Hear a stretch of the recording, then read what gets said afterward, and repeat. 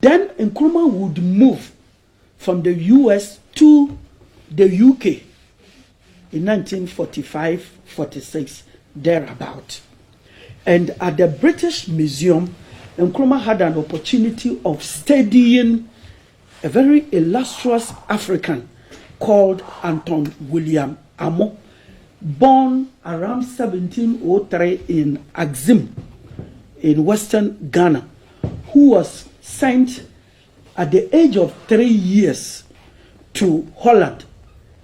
The intention by the Dutch Reformed Church was to make this boy a priest, train him as a priest, and come back to evangelize his own people. There was nobody to receive Amo because they had decided to cancel that program of the Dutch Reformed Church. And the Duke of Wolfenberg in Prussia, Germany, today Germany, decided to receive Amo, and at that tender age, bring him up, train him, educate him, and see whether the black brain would function just as the white brain. So Amo became the guinea pig to find out whether blacks were good as slaves, or given the opportunity, we could flourish, function just as the white man.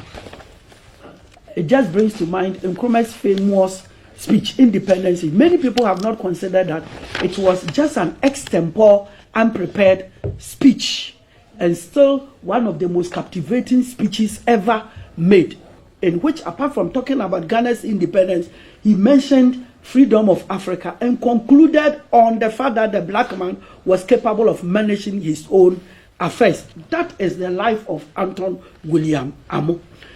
In his first dissertation, put in Latin, in those days, all academic work was in Latin. So the topic that was given to him suited him as a black person. And at that time, all black people in the world were slaves.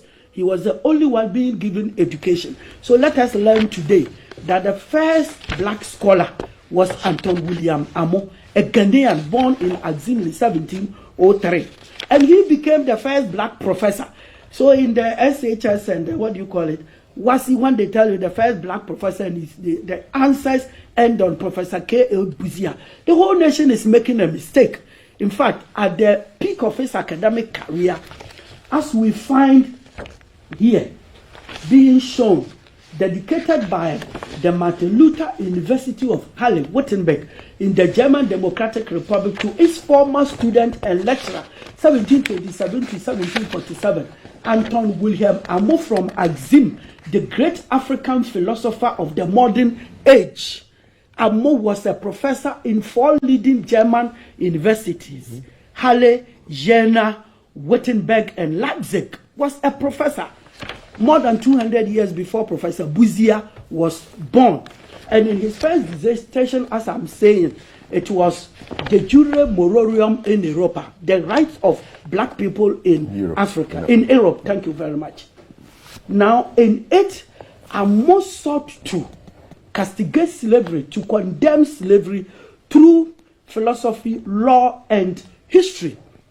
He argues that in the Roman Empire, sub-Saharan African kings were given special patents by Roman emperors, ending on Justinian, to show that Africans were a sovereign people.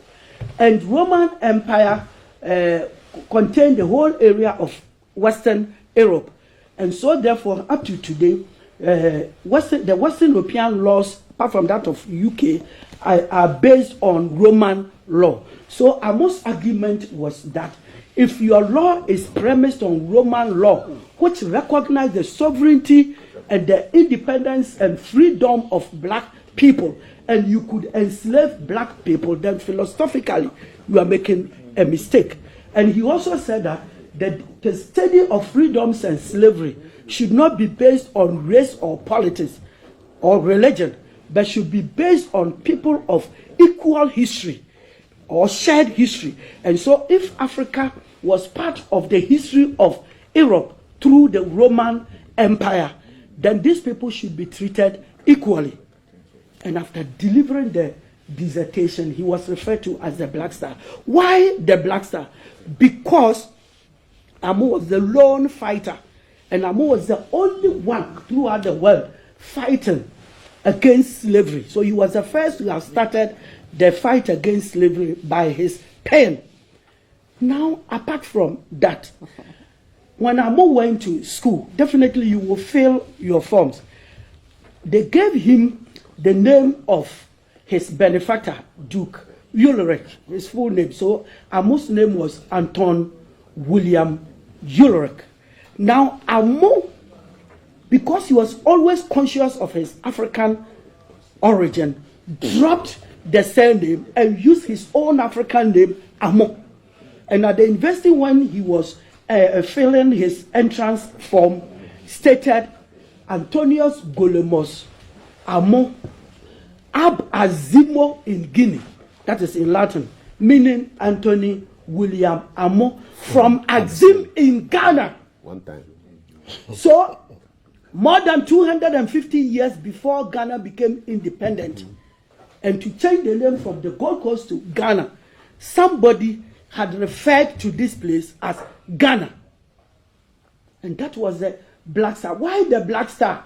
Like Moses in Egypt, who did not feel proud to be a child of the Pharaoh, but never forgot his Hebrew roots. Amo also, having been given every bit of education, welfare by the German kingdom at that time, never forgot that he was an African. He came from somewhere and he will go somewhere. And he had been born into an era where Africans were being enslaved, and he had to contribute to the emancipation of the black person. This was a Black Star.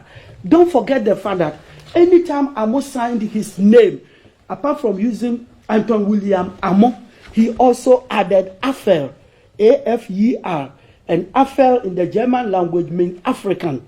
So Amo was never proud calling himself a German, but rather an African. It is also on record that after his academic career had come to an end, Amo never stayed in Europe, but rather came to Ghana, where he died, about 1756 at the Shama Fort St. Sebastian. Amo would be called the Black Star because we know that Germany has produced more philosophers than any country in the world. Talk about Kant, talk about Weber, Nietzsche, Karl Marx, and a lot. But Amo was able to study philosophy and beat them in their own field. He was called the philosopher of the mind. It's Amo who propounded the theory that the mind should be called the spirit, because it is completely independent of and detached from the body. It is the body that is the area for sensation. The body feels for food, for sleeping, hunger, sex, and all other things. And the whole thing is processed in the mind. That is the intelligent part of the body. So the mind is insensitive to what happens here. So every human being is made up of two parts, not one part. He propounded that idea. And so they call him among the philosopher of the mind. So when Kwame Nkrumah studied about this, knowing full well that he was not just a black person, not just an African, but a Ghanaian from his own country, Nkrumah so much came to love Amo that he decided to eulogize and then epitomize the Black Star which had been referred to Amo.